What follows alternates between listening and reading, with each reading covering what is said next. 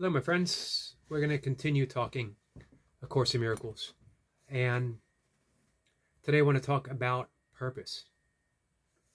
That everything, according to A Course in Miracles, has a purpose. Everything. And it's all the same purpose, no matter what variety, no matter the differences, the contrasts, the comparisons, no matter what, it's all the same purpose. This was something that didn't exactly sit correct with me for a long time. Coming at it from more of a um,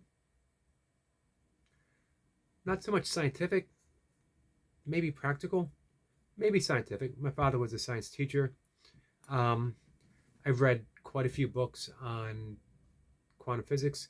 I understand nothing, but I enjoy reading them. And when I read, I get this intuitive sense of shaking my head that it just feels right.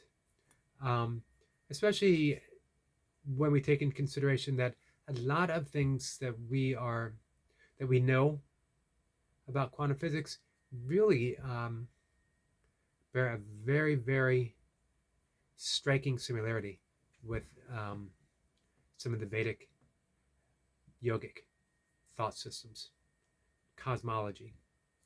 So, everything having a purpose.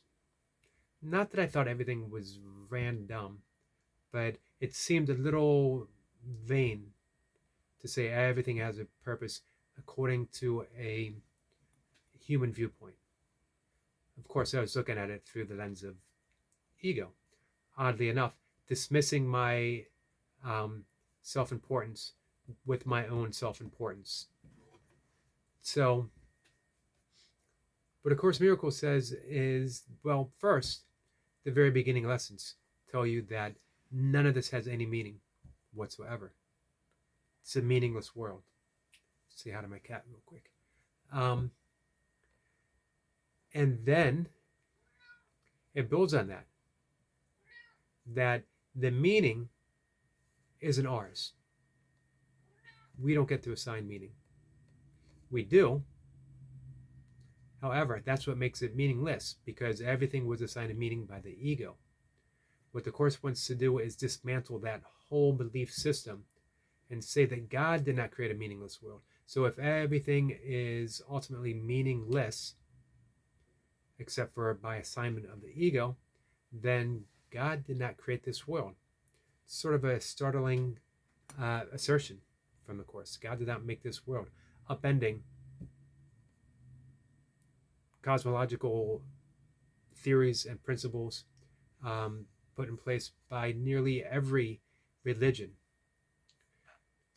and religious tradition, for that matter. So, a meaningless world, how can a meaningless world that was not created by God have a purpose? Because the purpose is to forgive the world of our creation, meaning we've projected all of this, and it's all fear-based. The ego has projected its own sense of limit, its own sense of separation, its guilt from believing itself small, limited, and separate. And that's the world that we've created, not the world that God created. We are living in a world of projection. And everything has a purpose, because the purpose is to see through fear and to forgive. And when we forgive, now we are seeing through the eyes of God.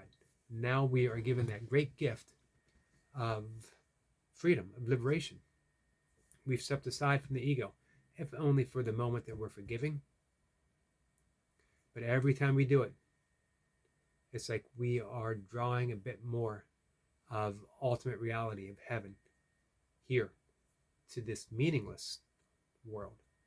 We're now giving it the meaning of forgiveness. Forgiveness, salvation, the same thing. We are literally the cause of salvation, each and every one of us. Do you want a better world? Then we have to deal with our projections. And we need to begin to extend love. Every moment we're given that choice. Are we projecting fear in all of its many guises, or are we extending love that only has one agenda, and that is to be, to love, compassion, empathy. All of its expression, but one thing, and always one thing. Ultimately, unconditionally, love, which is what we are. So, the meaning of the world, the purpose that we have, is to forgive. Lesson 193, which just happened to have up here. How handy is that? Forgive, and you will see this differently. Every situation, whether it be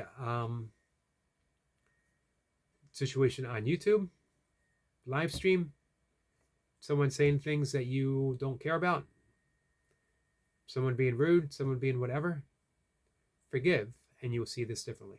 You will see the true purpose of what is going on. To forgive is to extend love.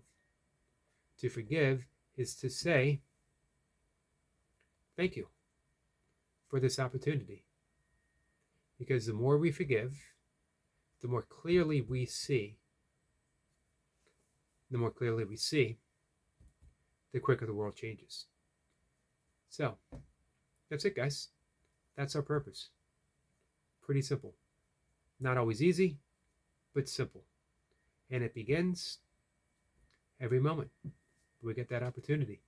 We get the opportunity that they will always give you the opportunity to forgive something.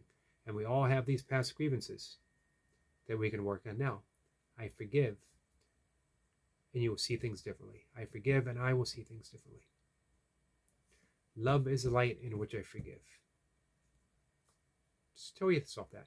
And remember the most important thing for me, and I offered this 2-3 days ago, that the one holy true thing that one can say about the past is that it's not here. And therein lies forgiveness. The simple realization, the past is not here, can never be, will never be here. Right now, this moment, we are completely free of all grievances, of all resentment, of all judgments. Stay there. All we need to do. Take care, my friends.